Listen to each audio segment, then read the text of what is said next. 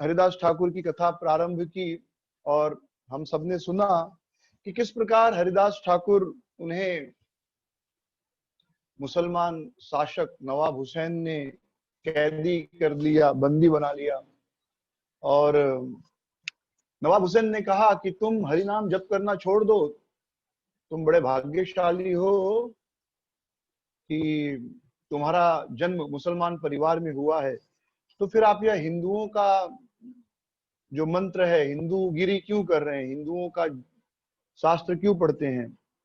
आप कलमा पढ़ो और मुसलमान फिर से बन जाओ। तो हरिदास ठाकुर ने कहा कि कुछ भी हो जाए, मैं हरि नाम लेना नहीं छोड़ सकता।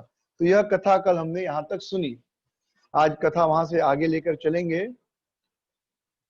तो जब हरिदास ठाकुर ने कहा कि आप मेरे शरीर के टुकड़े टुकड़े कर दो, लेकिन मैं फिर भी हरि नाम नहीं छोड़ूंगा, तब नवाब हुसैन ने उस काजी के साथ थोड़ी वार्तालाप की, चर्चा किया, और नवाब हुसैन ने हरिदास ठाकुर को यह सजा दी। क्या सजा?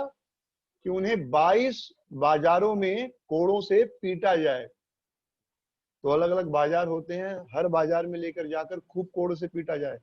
तो एक बाजार में पीटेंगे, वहां पर नहीं मरे तो दूसरे बाजार में लेके जाएंगे पीटते हुए, वहां से तीसरे बाजार में, और ऐसे 3-4 बाजार में अगर किसी को जोर जोर से कोड़ों से पीटा जाए तो सामान्य रूप से वह व्यक्ति मर जाता है, उसकी मृत्यु हो जाती है। तो यह जो आदेश दिया हरिदास ठाकुर के लिए, तो इसका बड़े ही क्रूरता से पालन किया गया। हरिदास ठाकुर को जंजीरों में बांध दिया गया और उन्हें 22 बाजार में लेकर गया गया।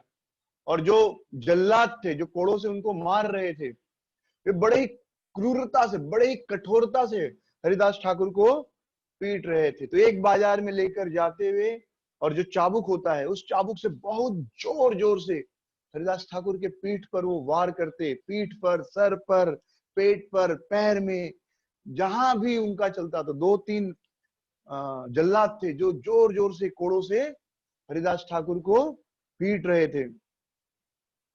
तो जब बाजार में लोगों ने देखा तो लोगों को बहुत हृदय में दर्द हुआ कि एक साधु व्यक्ति को इतना क्यों पीटा जा रहा है।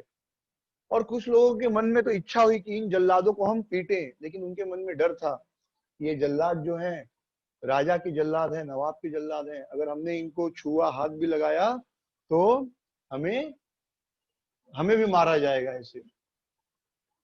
कुछ लोग उन जल्लादों के पैर में गिरकर उनसे प्रार्थना करने लगे कि कृपया इतने जोर से आप हरिदास को मत मारिए, हरिदास ठाकुर को मत मारिए। तो यद्यपि इतने जोर जोर से वे जल्लाद उनको पीट रहे थे, लेकिन फिर भी हरिदास ठाकुर कृष्ण कृष्ण कृष्ण कृष्ण इस प्रकार कृष्ण नाम का कीर्तन कर रहे थे। और उस कीर्तन में उनकी चेतना इतनी एब्जॉर्ब थी, उस कीर्तन में इतने ध्यान मग्न थे कि उनको पता ही नहीं चल रहा था कि ये जो जल्लाद हैं उनको कोड़ों से और बड़े जोर जोर से पीट रहे हैं। उन्हें यह अनुभूति भी नहीं हुई। और हम कल या तो महाप्रकाश लीला पर चर्चा करेंगे, और वहां पर हम सुनते हैं कि महाप्रभु हरिदास ठाकुर से कहते हैं कि जब ये जल्लाद तुम्हें बाजार में पीट रहे थे, तब मैं तुम्हारे पीछे आकर खड़ा हो गया, तो वह कोड़े तुम्हें नहीं मुझे पड़ रहे थे। और फिर महाप्रभु ने अपनी पीठ दिखाई और उन कोड़ों का निशान दिखाया। तो ये आगे ये कथा सुनेंगे। तो जब एक भक्त भगवान को स्मरण करता है तो भगवान उसके दुख को स्वयं के ऊपर धारण कर लेते हैं। तो भगवान चाहते तो उन दुष्टों को वही मृत्यु दे देते। तो मृत्यु क्यों नहीं दी? क्योंकि हरिदास ठाकुर बार बार हृदय से प्रार्थना कर रहे थे कि हे भगवान, हे कृष्ण, इनको क्षमा कर दीजिए, इनकी कोई गलती नहीं है, ये तो राजा के आदेश का पालन कर रहे हैं। तो हम लोग बचपन में पढ़ते हैं हमारी किताबों में, जब जीसस क्राइस्ट के बारे में पढ़ाया जाता है, तो जब उनको क्रूसीफाई किया जा रहा था तो उस समय वो एक प्रेयर करते हैं, oh my god please forgive them, they do not know what they are doing. कि हे भगवान, इन्हें क्षमा कर दीजिए, इन्हें नहीं पता है कि ये क्या कर रहे हैं। और बताया जाता है कि जीसस क्राइस्ट कितने महान है। तो पूरे पूरे क्रिश्चियनिटी में केवल एक जीसस क्राइस्ट हुए जो इस प्रकार अपराधियों को क्षमा किए। पूरे इस्लाम में मोहम्मद हुए जो इतने दयालु थे उनके हिसाब से, एक चर्चा का विषय हो। लेकिन आप जब वैदिक धर्म को देखेंगे तो आपको अनेकों अनेक ऐसे भक्त मिलेंगे। जैसे आगे एक भक्त के बारे में सुनेंगे, वे महाप्रभु से कहते कि महाप्रभु, इस ब्रह्मांड में जितने भी जीव हैं, इस पृथ्वी पर जितने भी जीव हैं, आप उनको अपने धाम लेकर चले जाइए। और यदि आप सोच रहे हैं कि वे सब तो पापी हैं, तो उनका पाप आप मुझे दे दीजिए और मैं उनके पाप के बदले नरक में कष्ट भोगने के लिए तैयार हूं। तो सबका पाप मुझे दे दीजिए और उन सबके पापों के लिए मैं करोड़ों करोड़ों अरबों साल नरक में वास करने के लिए तैयार हूं। लेकिन आप सबको मुक्त कर दीजिए, बाकी सब जीवों को अपने धाम लेकर चले जाइए। तो ऐसे हम शास्त्रों में पढ़ते हैं कितने महान महान भक्त हुए जो जीव दया, दूसरे जीवों पर दया करना है और उसके लिए खुद कष्ट सहना, उसके लिए तैयार होते हैं। लेकिन हमें बचपन से यही पढ़ाया गया है कि जीसस क्राइस्ट महान थे, क्योंकि उन्होंने क्या प्रार्थना की कि ये जो मुझे सूली पर चढ़ा रहे हैं इनको माफ कर दो। और हमें बचपन से हमारी किताबों में हमको यही सिखाया गया कि भाई वो एक महान थे। लेकिन हरिदास ठाकुर, चैतन्य महाप्रभु, श्रील प्रभुपाद जी, जिन्होंने पूरे विश्व में वैदिक धर्म का प्रचार किया, उनके बारे में नहीं पढ़ाया जाता। तो ये बहुत बड़ी कॉन्स्पिरेसी है पिछले 70 सालों से कि हमारे किताबों में, जो हम स्कूल में कॉलेज में पढ़ाई करते हैं, तो केवल ऐसे लोगों के बारे, ऐसे लोगों को ही महान बताया गया जो या तो क्रिश्चियन धर्म के हो या मुस्लिम धर्म के। लेकिन हम देखते हैं हरिदास ठाकुर प्रार्थना कर रहे थे। क्या प्रार्थना कर रहे थे? हे भगवान, इनको क्षमा कर दीजिए, और हृदय से प्रार्थना कर रहे थे। ये बड़ा मुश्किल काम है। हम कभी कभी सुनते हैं तो मुंह से बोल देते हैं कि ठीक है इस आदमी को माफ कर दो, लेकिन हृदय से प्रार्थना नहीं करते। तो दया के भी अलग अलग स्तर होते हैं। जैसे कुछ लोग सबसे निम्न दया का स्तर के, सबसे निम्न कोटि का जीव क्या है? जो यह सोचता है कि मैं दुखी रहूंगा चलेगा, पर कोई सुखी नहीं होना चाहिए। ये सबसे लोअर कॉन्शियसनेस है। यानी मुझे दुख मिलेगा तो चलेगा, लेकिन इस संसार में और कोई दूसरा सुखी नहीं होना चाहिए। मतलब इतनी ईर्ष्या है हमें सामने वाले से कि उसका नुकसान हो जाए, भले मेरा भी नुकसान हो, लेकिन उसका फायदा नहीं होना चाहिए। उसको तो दुख होना ही चाहिए। भले मुझे दुख हो चलेगा, मैं सह लूंगा, लेकिन उसको तो दुख होना चाहिए। सबसे लोअर लेवल का। उसके ऊपर है कि मतलब वो भी खराब ही है कि वो दुखी रहे और मैं सुखी रहूं। अगर मुझे दुखी होना पड़ा और मुझे दुखी होने के बदले उसको दुखी होना पड़ेगा तो नहीं, फिर उसको भी सुखी करो। लेकिन अच्छा ये है कि मुझे सुखी रखो और उसको दुखी रखो। ये नीचे वाले से तो अच्छा है, लेकिन ऐसे खराब है। फिर उससे श्रेष्ठ चेतना होती है जो वैष्णव की चेतना होती है कि मैं सुखी रहूं। मतलब वैष्णव की चेतना नहीं, साधारण आदमी की, कि मैं सुखी रहूं, बाकी सामने वाला दुखी रहे सुखी रहे, कोई अंतर नहीं पड़ता। मैं सुखी रहना चाहिए, बाकी कोई दुखी रहे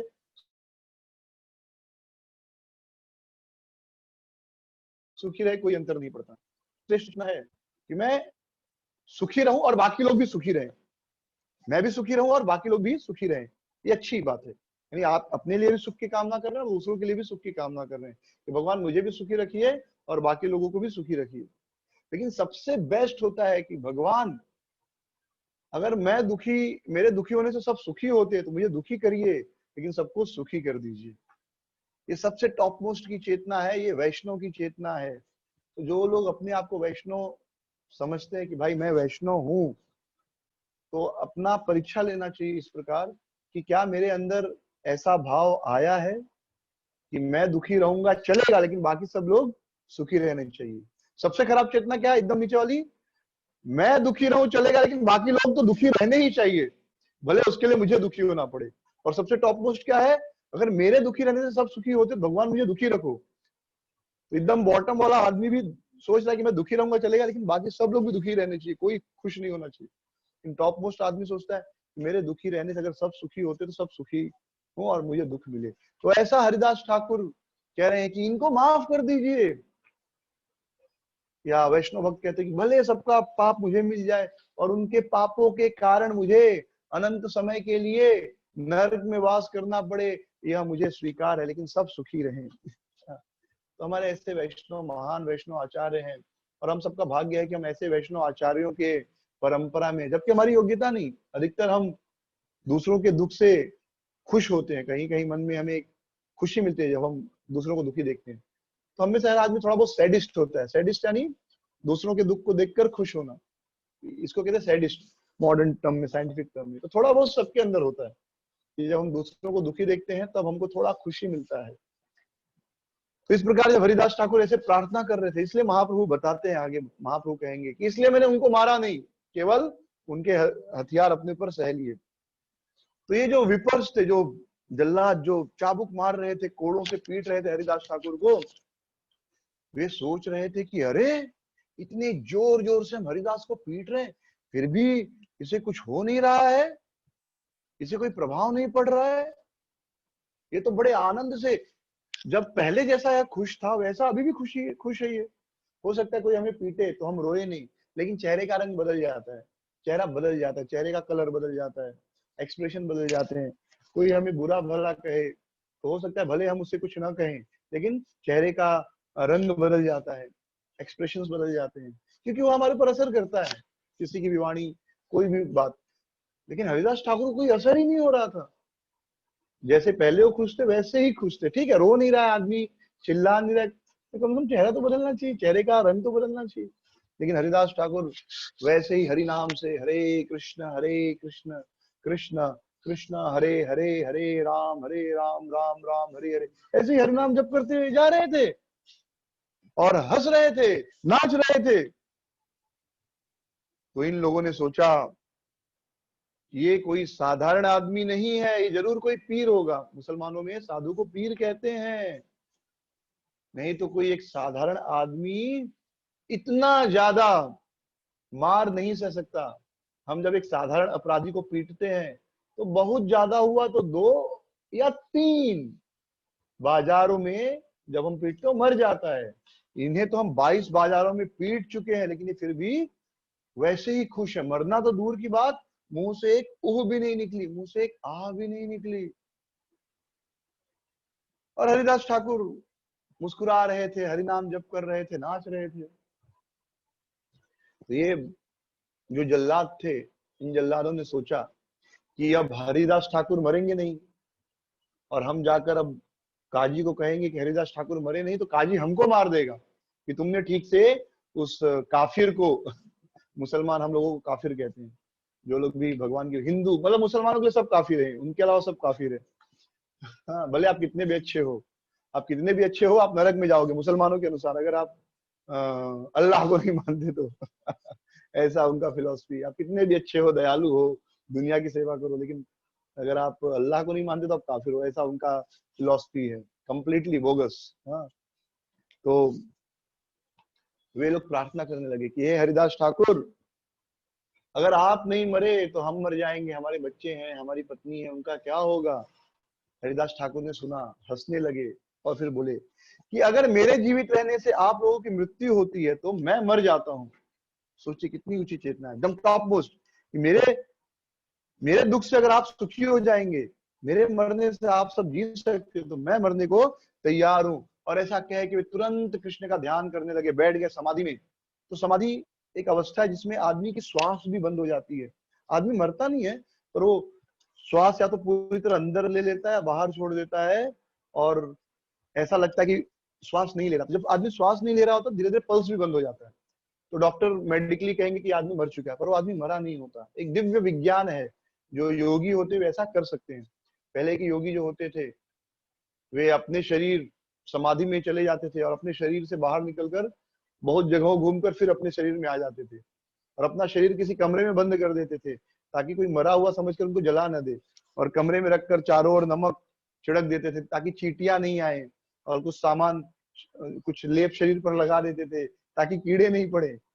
और फिर वो जाते थे और 10 दिन 5 दिन में पूरा विश्व, अलग अलग लोग घूम के फिर अपने शरीर में आ जाते थे। हाँ, इतना बड़ा विज्ञान था उस समय। तो हरिदास ठाकुर योगी नहीं, वो तो भक्त थे, उनके पास तो दिव्य क्षमता थी। तो हरिदास ठाकुर ने अपना शरीर, मतलब हरिदास ठाकुर समाधि में चले गए। तो जल्लाद बड़े खुश हुए और उन वे जल्लाद जो है हरिदास ठाकुर के शरीर को लेकर गए काजी के पास। काजी ने देखा, बोले हाँ मर गया। तो अब हुसैन शाह ने कहा ठीक है इसको दफना दो, मुसलमानों में दफनाया जाता है, तो इसे दफना दो। तो चांद काजी ने कहा कि नहीं नहीं, इसे दफनाएंगे तो अच्छा हो जाएगा, एक काम करो इसे गंगा में बहा दो, तब इसे अगले जीवन में भी नरक मिलेगा और बहुत कष्ट सहना पड़ेगा। तो मुस्लिम फिलॉसफी क्या है, मुस्लिम क्रिश्चियन फिलॉसफी की मरने के बाद कब्र में दफनाया जाता है, क्योंकि यही शरीर फिर से जो है स्वर्ग या नरक जाएगा। तो इसके लोग अपना कब्र अच्छा बनाते हैं और उसी में वो आराम करते हैं उनके अनुसार। जबकि वो आराम में तो शरीर सड़ जाता है। तो ये शरीर जो हड्डी मांस का बना हुआ है, वात का पित्त का बना हुआ है, मलमूत्र का, उसी को सब कुछ मानते हैं और उसी शरीर से स्वर्ग जाना चाहते हैं। तो इसलिए उन्होंने कहा नहीं नहीं, इसको दफनाएंगे तो इसको तो अच्छी गति मिल जाएगी, दफनाना नहीं, इसको गंगा में बहा दो। तो हरिदास ठाकुर को गंगा में बहा दिया गया।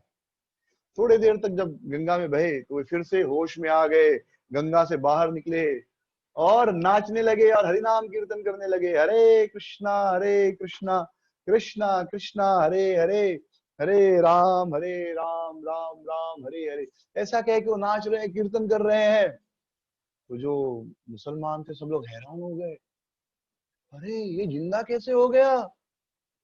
तो उन्हें सबने प्रणाम कर लिया कि आप सच में बहुत महान पीर हैं, बहुत महान भक्त हैं। और वे सब डर गए और उन्होंने हरिदास ठाकुर को कष्ट देना बंद कर दिया।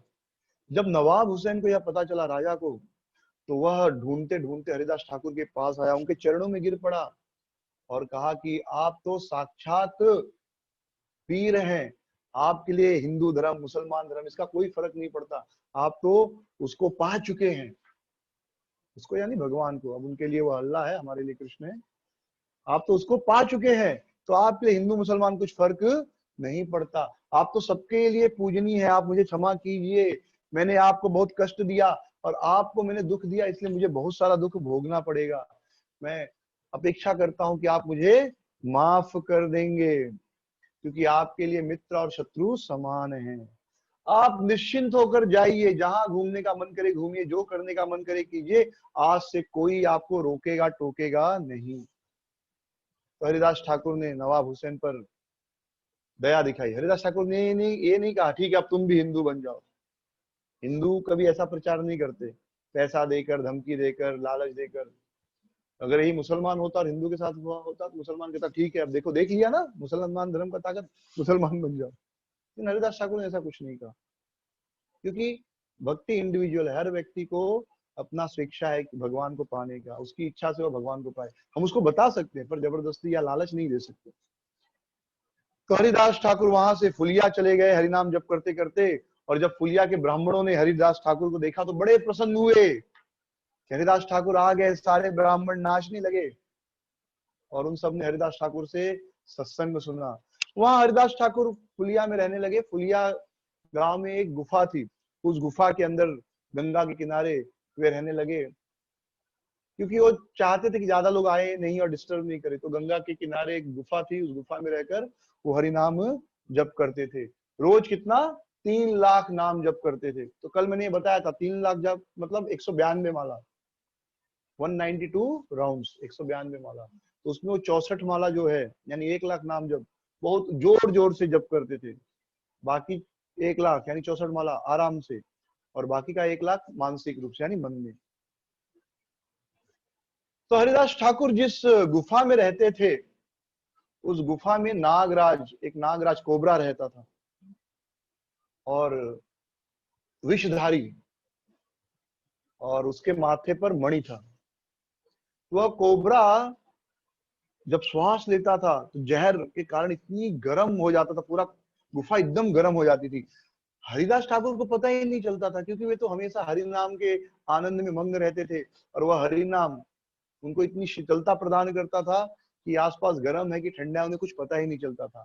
लेकिन जो भक्त उनसे मिलने आते थे, वे भक्त गुफा में तो छोड़ो, गुफा के बाहर भी 1 मिनट नहीं बैठ सकते थे, क्योंकि गुफा के बाहर इतनी गर्मी होती थी। हम सब कालिया दहा लीला में सुने हैं, कालिया के कारण आसपास का जो वातावरण है वो एकदम जहरीला हो गया था पानी, और पानी में से बुलबुले निकलते थे, पानी गर्म हो जाता था। आप देखो ना, पानी गर्म करो तो कैसे बुलबुला निकलता है, वैसे बुलबुले निकलते थे। जहर का ये प्रभाव था, लेकिन हरिदास ठाकुर को कोई प्रभाव नहीं पड़ता था। लेकिन जो भक्त हरिदास ठाकुर से मिलने जाते थे, वे बेचारे प्रार्थना करते थे। वो गुफा के बाहर, अंदर तो जा ही नहीं पाते थे, बाहर ही 1-2 मिनट बाहर ही बैठते थे, तब तक इतनी गर्मी से बेचारे वहां से चले जाते थे। तो वे बार बार हरिदास ठाकुर से प्रार्थना करते थे कि हरिदास ठाकुर, आप इस स्थान को छोड़ दो, यहाँ पर एक सर्प रहता है। हाँ, वो इतनी गर्मी में आप कैसे रहते हो? हरिदास ठाकुर ने कहा कि मुझे तो नहीं पता यहाँ कोई सर्प रहता है, कोई नागराज कोबरा रहता है, लेकिन कल वो कोबरा अगर चला गया तो मैं रहूंगा, नहीं तो कल मैं छोड़ दूंगा। कल तक मैं रुकता हूँ, भगवान की इच्छा हुई, कल वह कोबरा चला गया, नाग चला गया, तो फिर मैं रहूंगा, नहीं तो मैं छोड़ दूंगा। या तो मैं छोड़ दूंगा या कोबरा छोड़ देगा। और वह कोबरा कौन था? वह कोबरा था विष्णु भक्त। वह भी मतलब अनंत देव शायद नागराज के रूप में हो, तो वह विष्णु भक्त था, वह कोबरा भी। तो पशु पंछियों में भी भगवान के भक्त होते हैं, जैसे गरुड़ जी पंछी थे भगवान के भक्त, हनुमान जी बंदर थे, पशु भगवान के भक्त। हाँ, तो ऐसे भगवान के भक्त जो होते हैं, वो ऐसा नहीं कि मनुष्य में, समाज में, अलग अलग समाज में भी भगवान के भक्त हैं। आजकल यूट्यूब में, व्हाट्सएप पे बहुत से वीडियो दिखाई देंगे। जैसे एक वीडियो में आरती हो रही थी, तो जब तक आरती हो रही थी, वो कुत्ता ऐसे दोनों पैर पे खड़ा होके ऐसे खड़ा था। हाँ, हाँ, या बिल्ली नाच रही थी जब तक आरती चल रही है। तो ऐसा पशु समाज में भी देखा गया है।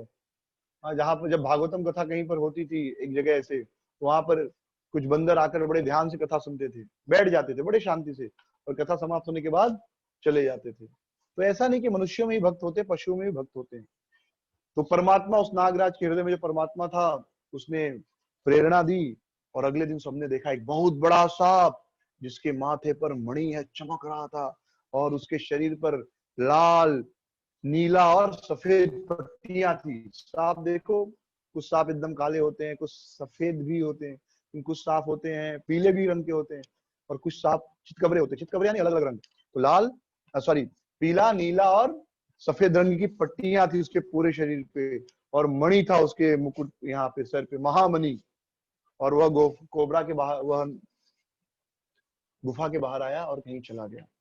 तो वास्तव में वह कोबरा तो स्वयं नागराज था, उसके पास विशेष शक्ति थी। उस नागराज ने अपना मंत्र का शक्ति से, वह अपनी मंत्र शक्ति से एक सपेरे के शरीर में प्रवेश कर गया।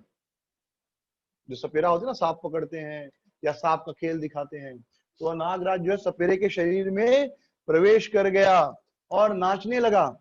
तो जब वह सपेरे के शरीर में प्रवेश कर गया नागराज, तो वह सपेरा यानी अब नागराज ही हो गया बराबर। जैसे अगर आपके शरीर में कोई आदमी भूत घुस जाए, तो फिर आपका शरीर आपके वश में नहीं रहता, फिर वास्तव में जो कुछ कर रहा है वो भूत कर रहा है। तो वैसे ही अब यह जो सपेरा था, अब वो सपेरा नहीं रहा, वो नागराज रहा। तो नागराज नाचने लगे और कृष्ण के लीलाओं का वर्णन करने लगे। कौन सी लीला?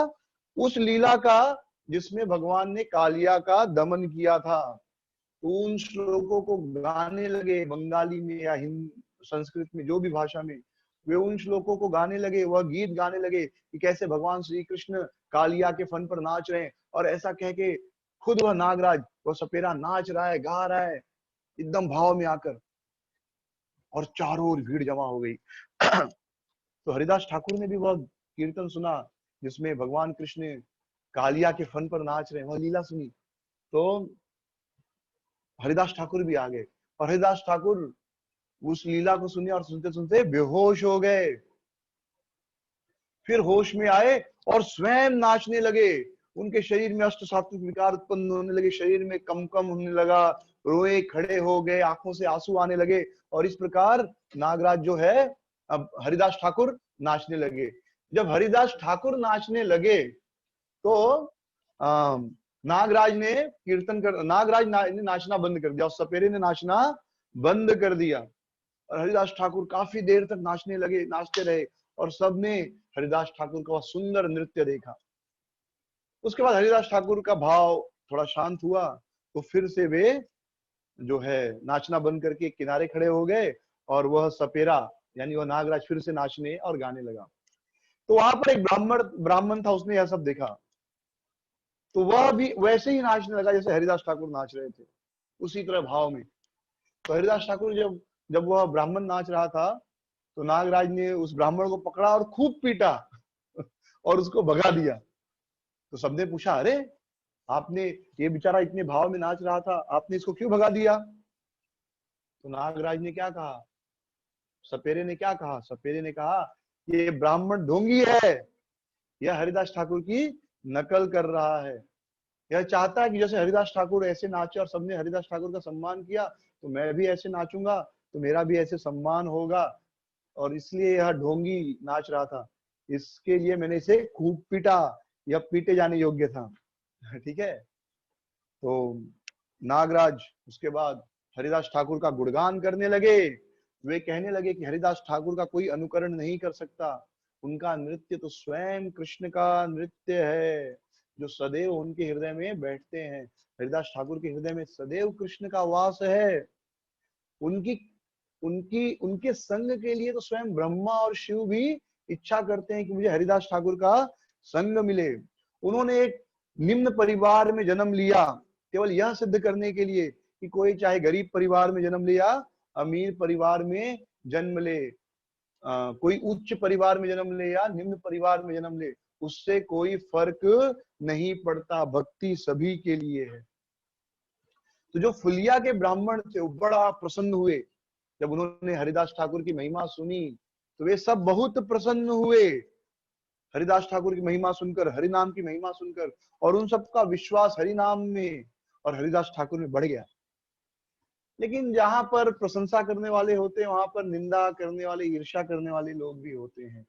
आप कोई भी काम कीजिए, अच्छा या बुरा, अच्छा या बुरा, ये नहीं कि खाली अच्छा काम, आप कोई भी अच्छा काम कीजिए या कोई भी बुरा काम कीजिए, कुछ लोग आपकी तारीफ करेंगे, कुछ लोग आपकी बुराई करेंगे। ये एक साधारण सा सिद्धांत है। इसलिए आप ये मत सोचिए कि लोग क्या कहेंगे, क्योंकि लोग तो, कुछ लोग अच्छा कहेंगे, कुछ लोग बुरा कहेंगे। ये दुनिया ऐसे बनी है, दुनिया में ऐसे लोग हैं। तो इसलिए हमेशा हमें वही करना चाहिए जो गुरु साधु शास्त्र सम्मत हो।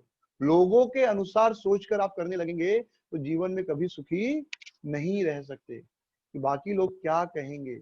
नहीं, जो धर्म है हमारा, जो गुरु कहते हैं, जो साधु, जो शास्त्र में कहा गया है, जो हमारे भक्ति के लिए अच्छा है, जो हमारे अगले जीवन के लिए अच्छा है, हमें वैसा कर्म करना चाहिए। लोग क्या कहेंगे ये सोचेंगे तो आपकी पूरी जिंदगी बीत जाएगी, और एक दिन पता चलेगा कि उन्हें तो आपकी कोई फिक्र ही नहीं थी। तो कहते हैं ना, एक ही रोग, क्या कहेंगे लोग। लोग क्या कहेंगे, इसी में हमारा पूरा जीवन बीत जाता है। कह रहे नहीं, बेटे की शादी है, जब तक इतना खर्चा नहीं करूंगा तब तक लोग, फिर नहीं तो लोग क्या कहेंगे बेटे की शादी में अगर कम खर्चा करूंगा, या अगर मैंने अब इस सोसाइटी में रहता हूँ, अगर मैंने इतना खर्चा करके अपने बेटे का या पोते का जन्मदिन नहीं मनाया तो लोग क्या कहेंगे, लोग क्या सोचेंगे हमारे बारे में, अगर मैंने ये नहीं किया तो लोग क्या सोचेंगे। तो पूरा जीवन हमारा यही इसी में बीत जाता है कि लोग क्या सोचेंगे। पर विश्वास मानिए, किसी के पास आपके लिए सोचने के लिए टाइम नहीं। पॉइंट 1।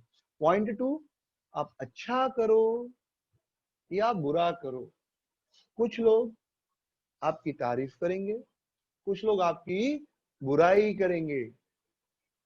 तो इसलिए कभी भी लोग क्या कहेंगे इस अनुसार करो मत करो, क्योंकि कुछ लोग जरूर कहेंगे आपने अच्छा किया, कुछ लोग जरूर कहेंगे आपने बुरा किया, भले आपने बुरा ही किया हो या आपने अच्छा ही किया हो। इसलिए हमें लोगों के अनुसार जीवन नहीं जीना चाहिए।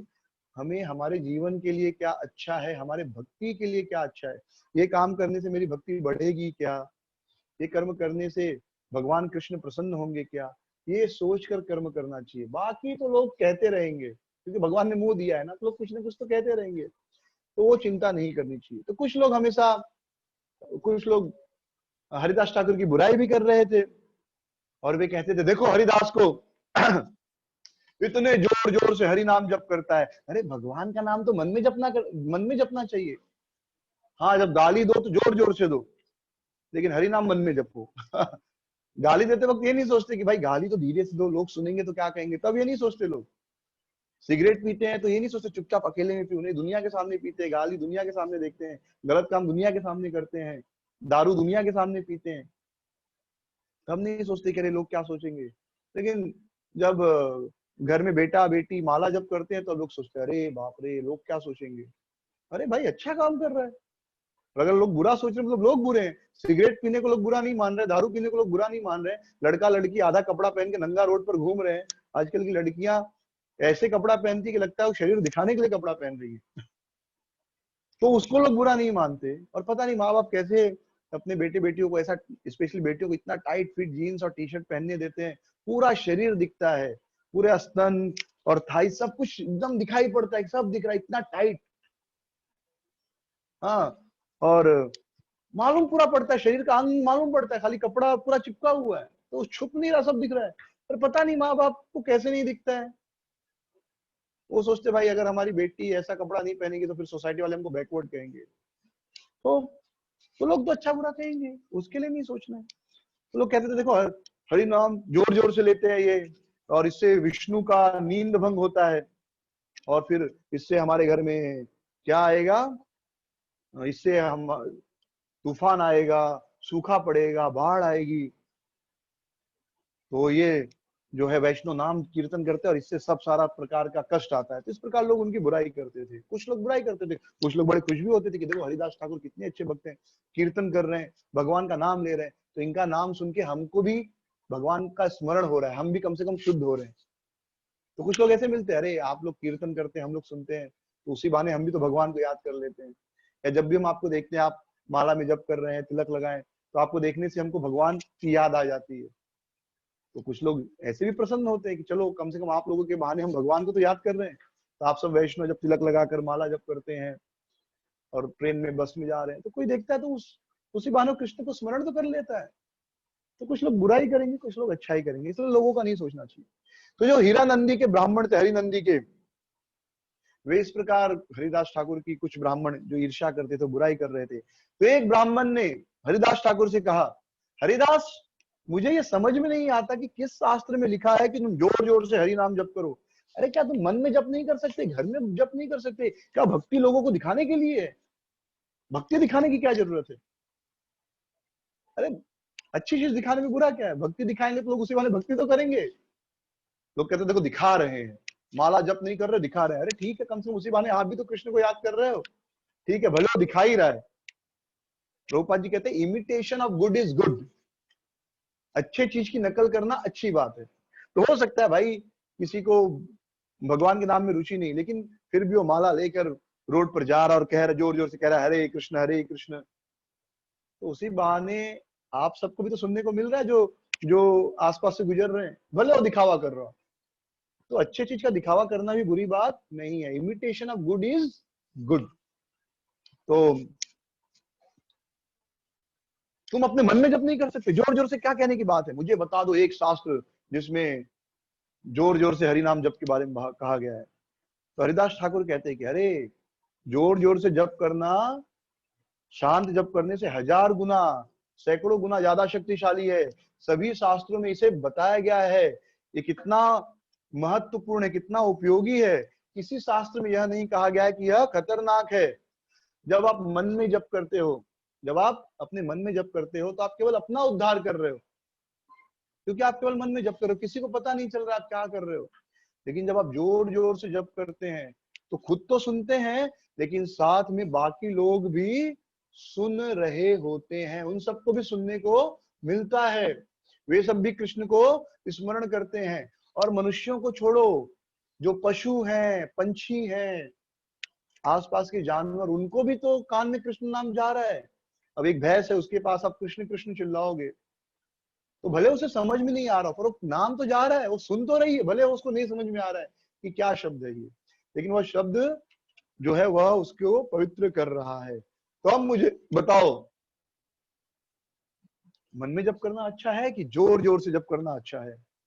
तो जब ब्राह्मण ने यह सुना तो एकदम क्रोध में वह लाल हो गया, उसे बहुत गुस्सा आया। उसने कहा देखो देखो देखो, आजकल ये हरिदास ये तो फिलोसोफर बन गए हैं, ये तो दर्शन की चर्चा कर रहे हैं, इनका अपना ही सिद्धांत बन गया है। जो वेदों में लिखा गया था कि जो कलयुग के अंत में होने वाला है वह अब से ही हो रहा है। जो लोग नीचे परिवार में जन्म लिए हैं वो लोग देखो हरि नाम की महिमा का वर्णन कर रहे हैं। तो शास्त्रों में लिखा है कि कलयुग के अंत में ऐसे लोग शास्त्रों को तोड़ मड़ोड़ कर प्रकट करेंगे। लेकिन देखो ये तो अभी हो रहा है, शूद्रों ने अपना ही शास्त्र बना लिया है। तो लोगों को बड़ी जलन होती है जब कोई व्यक्ति हरि नाम जप करता है, या कोई किसी ब्राह्मण परिवार में नहीं जन्मा है लेकिन हरि नाम जप करके उसे ब्राह्मण दीक्षा मिल जाती है और वो ब्राह्मणों के कार्य करता है, तो लोगों को जलन होती है। अरे आप भी करो, कौन मना कर रहा है।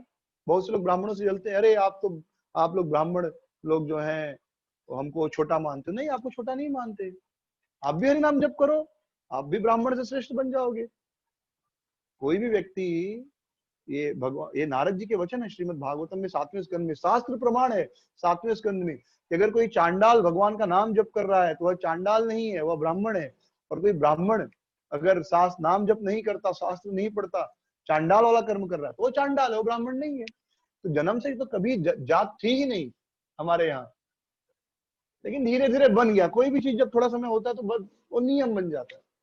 पर ऐसा कोई नियम नहीं है जैसे प्रधानमंत्री का बेटा ही प्रधानमंत्री बने, ऐसा कोई नियम नहीं है। लेकिन हाँ ठीक है, प्रधानमंत्री बने, फिर उसने अपने बेटे को बना दिया, तो फिर हम कहते चलो यही परंपरा, फिर हम भी उसके ही बेटे को बनाने को देखते। जैसे हम लोग जहाँ रहते थे वहां पर चाल कमेटी बना, एकात्मकता चाल कमेटी। तो मस्के करके एक व्यक्ति थे, उनको अध्यक्ष बनाया गया। फिर जब उनकी मृत्यु हो गई तो बोला भाई अब अध्यक्ष किसे बनाया जाए, तो सबने मिलकर डिसाइड किया भाई उनके बेटे को ही अध्यक्ष बना दो। तो ये हमारी एक मेंटालिटी है, कौन सोचेगा, कौन मेहनत करेगा, ठीक है। जबकि उनके बेटे को कोई इंटरेस्ट नहीं था, फिर भी बन गए। लेकिन 6 महीने 1 साल बाद बोले भाई मुझे कोई रुचि नहीं है, तब फिर किसी दूसरे को बनाया गया। तो ये हमारी एक साइकोलॉजी है।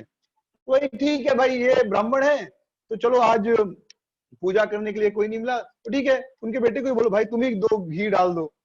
मुझे याद है बचपन में मेरी आजी आजी के साथ हम लोग गए थे, मुझे उम्र याद नहीं, 6-7 साल का रहूंगा। तो आजी के साथ गए थे शीतला माँ का पूजा करने। वो हर गांव में शीतला माँ और डी बाबा होते हैं, मुझे एग्जैक्ट पता नहीं क्या फिलॉसफी है पीछे, पर हर गांव में डी बाबा और शीतला माँ का मंदिर होता है। तो डी बाबा की पूजा करने गए थे। तो 4-5 स्त्रियां बैठी थी और इंतजार कर रही थी पंडित जी का, पंडित जी आएंगे। तो पंडित जी तो नहीं आए, कुछ मुझे नहीं पता क्यों नहीं आए, बहुत बहुत पुरानी बात है, करीब 30-32 साल, मेरी आजी तब जिंदा थी, तब की बात है। तो पंडित जी नहीं आए, बोले भाई देखो कोई पंडित का कोई लड़का वड़का कोई किसी पंडित का खेल रहा होगा, उसी को बुला लो, वही घी डाल देगा। हाँ, वही, उससे घी डलवा लेंगे। तो खाली घी नहीं डालना होता, घी के साथ मंत्र होता है, बहुत सारी चीजें होती हैं। लेकिन ये था भाई ठीक है, कोई देखो कोई पंडित का लड़का यहाँ खेल रहा है तो उसी से घी डलवा लेते हैं। तो एक साइकोलॉजी है, ये तो जन्म के आधार पर कभी नहीं था। तो फिर कुछ लोगों ने कहा अरे देखो ये मेरे लिए, अरे इसको ही बोलो यही डाल देगा घी। तो आज ने बोला नहीं नहीं नहीं नहीं, इससे घी नहीं डलवाना है। क्योंकि क्या साइकोलॉजी है। जैसे मुझे याद है एक बार ऐसे ही कुछ कहीं पर मैं गया था, पूजा हो रही थी नवरात्रि का, तो पंडित जी आने वाले थे। तो जो व्यक्ति पूजा करवा रहे थे, जो माता जी, जो स्त्री, उसने कहा अरे कुछ गलत सही होगा तो पंडित जी को लगेगा ना, मुझे थोड़ी लगेगा। मतलब सी द साइकोलॉजी कि कुछ गलत अगर होगा तो पंडित जी को लगेगा, मुझे थोड़े लगेगा, मुझे तो पूरा अच्छे से मिलेगा। यानी कर्म लेना पड़ता है। तो आज ने कहा नहीं नहीं नहीं, इसके नहीं डलवाना है। तो ये ऐसा कभी फिलॉसफी नहीं था कि ब्राह्मण का बेटा ही ब्राह्मण कहलाएगा या चांडाल का बेटा ही चांडाल होगा। लेकिन एक कन्वीनियंट होता है, ब्राह्मण का बेटा सब देखता है भाई मेरे पिताजी ऐसे यज्ञ करते, ये मंत्र पढ़ते, वो आसानी से सीख जाता है। चांडाल का बेटा आसानी से सीख जाता है चांडाल का कर्म, तो वो परंपरा बन गई। लेकिन कभी भी हमारे वैदिक ग्रंथ हैं, भगवद गीता, भागवतम, उसमें ऐसा कहीं कहा ही नहीं गया है चतुर्वर्ण्य मया सृष्टि गुण कर्म विभाग से। गुण और कर्म से होता है, जन्म से होता ही नहीं। लेकिन अब जन्म से मान लिया गया है। तो ये एक गलत प्रथा आ गई, क्योंकि धीरे धीरे चीजें बदलती हैं और फिर पूरा ही बदल जाता है। शुरुआत जो स्टैंडर्ड शुरू में होता है वो हमेशा नहीं रह जाता। तो ये कहने लगे देखो ये शूद्र व्यक्ति ब्राह्मण अभी अपना ही वेद बना लिए। फिर उन्होंने कहा हरिदास जो तुमने कहा अगर वो सच नहीं निकला, मैं तुम्हारा नाक कान काट लूंगा, मैं तुम्हारे नाक और कान को काट लूंगा, ऐसा ईर्ष्यावश कह दिया। हरिदास ठाकुर मुस्कुराए मुस्कुराए और कहे हरि हरि हरि हरि, मुस्कुराते हुए कि आप सब में से आप लोगों ने कुछ नहीं इन्हें भी कहा, और जो मैंने बताया उसको भी आपने रिफ्यूट नहीं कर पाए, रिफ्यूट यानी गलत नहीं सिद्ध कर पाए, तो मैं जा रहा हूं यहाँ से। और ऐसा कह के हरिनाम जप करते हुए चले गए। तो हरिदास ठाकुर ने तो क्षमा कर दिया था, लेकिन कृष्ण क्षमा नहीं किए। वह ब्राह्मण जिसने इतने धृष्टता पूर्वक हरिदास ठाकुर को कहा था कि तुम्हारे नाक कान काट लूंगा, उस ब्राह्मण को क्या हो गया? लेप्रेसी हो गया, और उसका नाक, लेप्रेसी यानी कुष्ठ, और कुष्ठ में शरीर पिघलने लगता है, चमड़ी गलने लगती है, तो नाक और कान उसके गल गए और गिर गए, उसे स्मॉल पॉक्स हो गया और उसके नाक कान गिर गए। हरिदास ठाकुर वहां से कहाँ चले गए? नवद्वीप चले गए। तो यहाँ पर एक बात बताना चाहूंगा, कभी भी किसी के लिए बुरा नहीं सोचना चाहिए, कभी भी, कभी भी, हमेशा हृदय से सबके अच्छे के लिए प्रार्थना करनी चाहिए, खुद के अच्छे के लिए प्रार्थना कीजिए। ये मत कि भगवान मुझे दुख दुख दे और सबको सुखी करो, मेरा दुख के बदले सब सुखी में तो चलेगा। हो सकता है हम इतने योग्य नहीं, लेकिन जो हमारा प्रैक्टिकल है कि भगवान मुझे तो खुशी चाहिए, लेकिन भगवान बाकी लोगों को भी सुखी रखो। मैं दुखी रहूं, मुझे नहीं अच्छा लगेगा, मैं इतना सह नहीं पाऊंगा दुख, तो मुझे भगवान सुख दीजिए और बाकी लोगों को भी सुख दीजिए। तो ये चेतना बहुत अच्छी चेतना है। सबसे श्रेष्ठ चेतना तो ये है कि अगर मेरे दुखी होने से सब सुखी होते हैं, तो भगवान सबको सुखी कर दीजिए। ये बहुत ऊंची चेतना है, भगवान आपको दुखी नहीं करेंगे। लेकिन अगर हम ऐसे इतना नहीं बोल पाते, तो कम से कम इतना तो भगवान से कह सकते हैं कि भगवान मुझे सुखी रखिए, मेरे परिवार को सुखी रखिए और सबको सुखी रखिए, किसी को भी दुख मत रखिए। मेरे जो दुश्मन है, जो मुझे अपना दुश्मन मानते हैं, उनको भी दुख मत दीजिए, उनको भी सुखी रखिए और मुझे भी सुखी रखिए। ये भी बड़ा अच्छा चेतना है। तो हरिदास ठाकुर वहां से, और जो दूसरों के लिए बुरा सोचता है उसके साथ कभी अच्छा नहीं होता, ये याद रखिए। जैसे इस ब्राह्मण ने कहा मैं तुम्हारे नाक कान काट लूंगा, तो उसके ही लेप्रेसी हो गया। इसलिए जीवन में कभी किसी के लिए बुरा मत सोचो, हमेशा भगवान से सबके अच्छे के लिए प्रार्थना करो। मन में बुरा आ गया तो भी भगवान से क्षमा प्रार्थना करो और कहो भगवान मैंने उस व्यक्ति के लिए बुरा सोचा, लेकिन उसका कुछ बुरा मत कीजिए, उसका अच्छा कीजिए और मेरा भी अच्छा कीजिए। तो इतना तो प्रार्थना हम लोग कर सकते हैं। तो हरिदास ठाकुर वहां से फुलिया से फिर चले गए नवद्वीप, शांतिपुर, जहां पर अद्वैत आचार्य रह रहे थे। अद्वैत आचार्य और सारे वैष्णव उनको देखकर बड़े प्रसन्न हुए और उन सब ने उनको अपने हृदय में धारण कर लिया, और वे वहां हरिदास ठाकुर के पास, अद्वैत आचार्य के पास रहकर हरि नाम जप करने लगे, हरि नाम कीर्तन करने लगे। तो ये कथा आगे आएगी, पर मैं यहाँ ऐड कर रहा हूँ कि जब हरिदास ठाकुर इस समय अद्वैत आचार्य के घर पर गए, अद्वैत आचार्य ने उनको एक कुटिया दे दी कि तुम इसी कमरे में रहो और दिन भर हरि नाम जप करो, तुम्हें कोई कष्ट नहीं देगा और समय पे मैं तुम्हें प्रसाद दे दिया करूंगा। और उसी समय रघुनाथ दास आए थे शांतिपुर, बार बार आया जाया करते थे। तो वहीं पर रघुनाथ दास हरिदास ठाकुर का कीर्तन सुने थे, नाम जप, और उसी कीर्तन से उनके हृदय में कृष्ण प्रेम प्रकट हुआ था। तो एक कथा आगे बड़े विस्तृत रूप से सुनेंगे, पर क्योंकि लिंक है तो इसलिए मैंने वो लिंक दे दिया ताकि आपको याद रहे। तो एक नाम और अभी ऐड किया, रघुनाथ दास, तो वो आगे आएंगे कथा में, गौर लीला में। तो महाप्रभु इस प्रकार विद्या रस में, अब हरिदास ठाकुर, तो अब तक हमने चर्चा की किस प्रकार चैतन्य महाप्रभु विद्या विलास में थे और कैसे वैष्णवों के ऊपर इस प्रकार अत्याचार हो रहा था। चैतन्य भागवत में इस प्रकार कथा का वर्णन है कि महाप्रभु जब विद्या विलास में थे तो किस प्रकार वैष्णवों के ऊपर अत्याचार हो रहा था। तो महाप्रभु तो विद्या विलास में रत थे, लेकिन अब वैष्णवों का दुख देखकर उनका हृदय पिघल गया। वे सोचने लगे मुझे कुछ तो करना चाहिए वैष्णवों की रक्षा के लिए, उनके उद्धार के लिए। तब महाप्रभु ने सोचा, चैतन्य महाप्रभु, निमाई पंडित ने सोचा कि अब मैं अपने महाप्रभु स्वरूप को, महाप्रभु यानी पूरे ब्रह्मांड का स्वामी, उस स्वरूप को प्रकट करूंगा। फिर सोचा कि उसके पहले मैं गया जाता हूं और पिताजी का श्राद्ध करके आता हूं। तो वास्तव में गया पिताजी का श्राद्ध करने नहीं गए थे, वो गया गए ईश्वरपुरी से मिलने, उनसे दीक्षा लेने। तो इस प्रकार उनको दीक्षा की जरूरत नहीं थी, लेकिन महाप्रभु बताना चाहते थे कि बिना गुरु के कृपा के कृष्ण भक्ति मिलना असंभव है। तो उन्होंने अपनी माता से अनुमति ली और कुछ वैष्णव भक्तों के साथ वे, कुछ विद्यार्थियों के साथ वे गया चले गए। तो आज कथा को यहीं पर विश्राम देंगे, थोड़ा थका थका लग रहा है। तो फिर कल